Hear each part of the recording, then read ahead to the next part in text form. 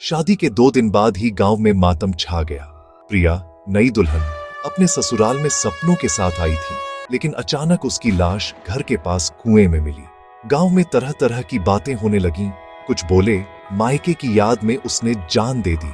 सूरज, उसका पति, सबके सामने रोता रहा, कहता रहा कि प्रिया उदास थी और घर जाना चाहती थी। सबने मान लिया कि यह आत्महत्या है, कोई शक नहीं किया। लेकिन हर कहानी उतनी सीधी नहीं होती जितनी दिखती है। आंसुओं के पीछे अक्सर गहरे राज छिपे होते हैं। जब पुलिस के एक अनुभवी जासूस ने केस देखा, उसे शक हुआ, यह मामला साधारण नहीं है। केस जासूस रवि को सौंपा गया, जिसे पहली नजर में ही मामला संदिग्ध लगा। रवि गांव पहुंचा। माहौल में तनाव था। उसने प्रिया के पति सूरज को देखा, चेहरे पर दुख लेकिन आंखों में डर। रवि ने सबसे पहले प्रिया का कमरा देखा, जहां सब कुछ सामान्य दिखा, लेकिन एक अजीब सी खामोशी थी। प्रिया के घर वालों ने भी वही कहानी दोहराई। वह शादी से खुश थी, कोई परेशानी नहीं थी। रवि को यह बात खटक गई, जो लड़की इतनी खुश थी, वह 2 दिन में जान क्यों देगी? रवि का शक गहराने लगा, मामला सीधा नहीं है। रवि ने प्रिया के गहनों के बारे में पूछा। शादी में मिले गहने अब कहां हैं? सूरज ने कहा, अलमारी में होंगे। लेकिन गहनों का डिब्बा गायब था। एक दुल्हन आत्महत्या से पहले अपने गहने क्यों छिपाएगी? घर में चोरी के कोई निशान नहीं थे, मतलब चोर घर का ही है। रवि ने पूरे घर की तलाशी ली, गहने नहीं मिले। अब रवि को यकीन हो गया, गहनों का गायब होना इस केस की असली कड़ी है। मामला आत्महत्या का नहीं, कुछ और है। गहनों के बाद रवि का पूरा ध्यान सूरज पर गया। रवि ने सूरज से उस रात के बारे में पूछा। पहले उसने कहा बहस हुई थी, फिर बोला नहीं, बस रो रही थी। रवि ने पूछा, रात को कितने बजे सोए? सूरज बोला, 11 बजे। रवि ने बताया, पड़ोसियों ने रात 1 बजे चिल्लाने की आवाज सुनी थी। सूरज घबरा गया, बोला, नहीं, हमारे घर से कोई आवाज नहीं आई।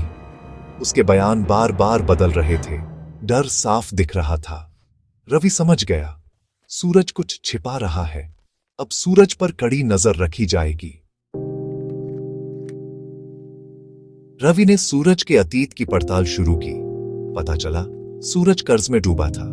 शादी के गहने उसके लिए कीमती थे, शायद कर्ज चुकाने का जरिया। रवि ने गांव के सुनारों से पूछताछ की। एक सुनार ने बताया, शादी के अगले दिन सूरज जैसा युवक गहने बेचने आया था। सुनार ने सूरज की पहचान की। यह बड़ा सबूत था। अब साफ था, सूरज गहनों के लिए शादी कर सकता है। रवि को यकीन हो गया, सच सामने आने ही वाला है। सुनार के बयान के बाद रवि को ठोस सबूत चाहिए था।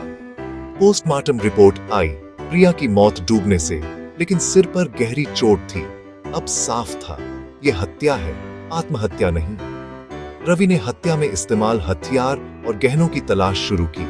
घर के पिछवाड़े कूड़े में लोहे का डंडा मिला, उस पर प्रिया का खून था। गहने घर के पास पेड़ के खोखले में मिले। सूरज ने सबूत छिपाने की कोशिश की थी, लेकिन सब सामने आ गया। अब सूरज के बचने का कोई रास्ता नहीं था। सारे सबूतों के साथ रवि ने सूरज से सख्ती से पूछताछ की। पोस्टमार्टम रिपोर्ट, खून से सना डंडा और गहनों का थैला सब सूरज के सामने रखे गए। सूरज का चेहरा सफेद पड़ गया, वह कांपने लगा। उसके झूठ का पर्दाफाश हो गया, अब वह बच नहीं सकता था। आखिरकार सूरज फूट फूट कर रो पड़ा और गुनाह कबूल कर लिया।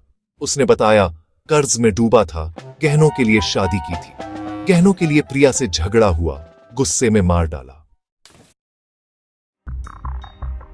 सूरज के कबूलनामे के बाद सच सबके सामने था, पति ही हत्यारा निकला। गांव वाले हैरान रह गए, जिसे सब मासूम समझ रहे थे, वही कातिल था। प्रिया के माता पिता का दुख अब गुस्से में बदल गया। सूरज के माता पिता शर्म से सिर नहीं उठा पा रहे थे। दौलत की चाह ने बेटे को अंधा बना दिया था। रवि ने इंसाफ दिलाया, लेकिन मन में एक उदासी थी। रिश्ते कितने खोखले हो गए हैं। यह केस समाज के लिए एक आईना बन गया। प्रिया की मौत और सूरज के अपराध की यह कहानी बड़ा संदेश छोड़ती है। लालच हमेशा तबाही लाता है। सूरज ने आसान पैसे के लिए सब कुछ खो दिया। अब उसकी जिंदगी जेल में कटेगी। रिश्तों की बुनियाद प्यार और ईमानदारी होनी चाहिए, न कि लालच पर। प्रिया ने विश्वास किया, लेकिन सूरज के लालच ने सब खत्म कर दिया। रवि की सूझबूझ से सच सामने आया, वरना अपराधी बच जाता। यह कहानी सिखाती है, सच को सतह के नीचे भी तलाशना चाहिए। अपराध चाहे जितना भी छिपाया जाए, एक दिन सामने आ ही जाता है।